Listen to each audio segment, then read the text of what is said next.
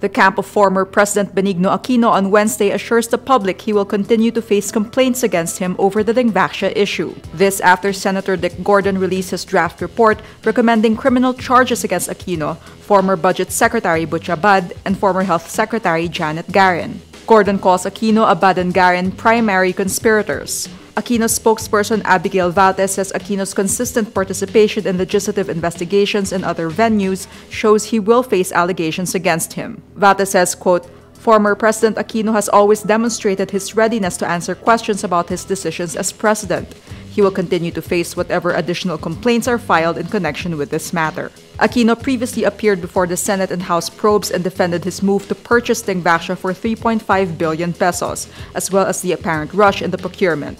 He has denied corruption insinuations. Gordon's draft report recommends Aquino be charged with violation of Anti-Graft and Corrupt Practices Act and Republic Act 6713 or the Code of Conduct and Ethical Standards for Public Officials and Employees. He says Aquino's 2 meetings with vaccine manufacturer Sanofi Pasteur violated RA 6713. Gordon says, quote, "Former President Aquino is responsible because he caused the purchase of Dengvaxia and in the process caused irreversible damage, possibly death to children, and anxiety, sleepless nights, unnecessary expense on the part of the parents and guardians." He adds, quote, "The greatest sin and transgression of Aquino was to put the lives of Filipino children in grave peril. He simply did not care. He's insensitive and does not have concern for others." Gordon also clears former Health Secretary Pauline Obial of liability in the Dengvaxia controversy, despite her implementation and expansion of the dengue vaccination program. He says Obial, President Rodrigo Duterte's first health secretary, was not the most guilty and was only pressured to continue the now suspended program.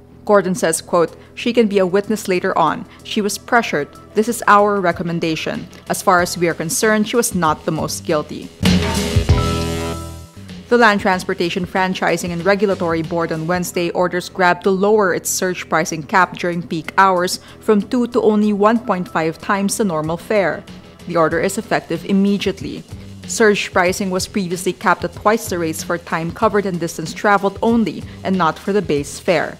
LTFRB board member Eileen Nezada says the board deemed it reasonable to lower Grab's surge pricing cap since consumers are left with only Grab as their option for ride-hailing services, given the latter's acquisition of Uber. The cap applies to all ride-hailing services offered by Grab. Nezada says the cap will be reviewed after new players come in. Associate Justice Benjamin Kaguya on Tuesday says removing Chief Justice Maria Lourdes Sereno via a quo warranto petition will impair the integrity of the Supreme Court. Kaguya makes the remark during his interpellation in the oral arguments on the quo warranto petition to oust Sereno. Solicitor General Jose Calida filed a quo warranto petition to remove Sereno based on her supposed non-filing and non-submission of statements of assets, liabilities, and net worth, arguing that she has no integrity. Kaguya says, quote, "Whoever is the Solicitor General would be years from now, he would have the ability to wield a sword over our collective heads, over all our individual heads, and on that basis impair the integrity of the court as a court." Kaguya says that if Calida successfully ousts Sereno through a quo warranto on the grounds of integrity, then nothing will stop him and future Solicitors General from removing sitting justices in the future on the basis of any integrity issue they could find. He says, quote, "If we were to follow the theory of the Solicitor General, he would have untethered discretion to file quo warranto suits at any time, because according to him, he is not bound by the 1-year prescriptive period. He can file any time for anything so long as he's able to relate it to the question of integrity." Kaguya adds, quote, "If one of us copied from our seatmate in college and becomes a sitting justice of the Supreme Court, he can be removed or ousted for lack of integrity because he cheated in college." The Asian Development Bank says the Philippines is experiencing a golden age of growth and is expected to continue along that path in the short term. In its 2018 Asian Development Outlook released Wednesday, ADB projects the Philippine economy to grow by 6.8% for this year and 6.9% for 2019, slightly higher than its full-year average of 6.7% in 2017.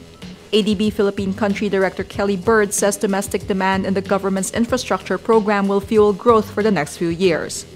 Bird says, quote, "The Philippines is going through a golden age of growth. It's been a period of high and sustained economic growth, the longest in 50 years. It's also been economic expansion that has occurred in a very sound macroeconomic environment."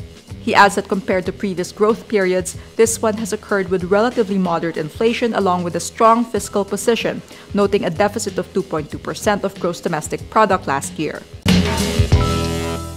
The White House on Tuesday insists United States President Donald Trump has the power to fire Special Prosecutor Robert Mueller, stoking fears the president may try to kill an investigation inching ever closer to the Oval Office.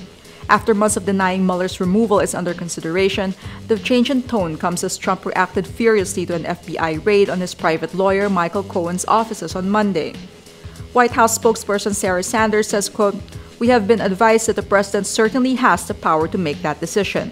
Sanders adds, quote, "I think that the president has been clear that he thinks that this has gone too far." Mueller was appointed last May to probe Russian efforts to tilt the 2016 presidential election in Trump's favor. Over the last year, he has increasingly dug into evidence of alleged money laundering, fraud, and obstruction of justice inside Trump's inner circle. 4 Trump aides, including his 2016 campaign chair Paul Manafort and former National Security Advisor Michael Flynn, have already been indicted or pleaded guilty.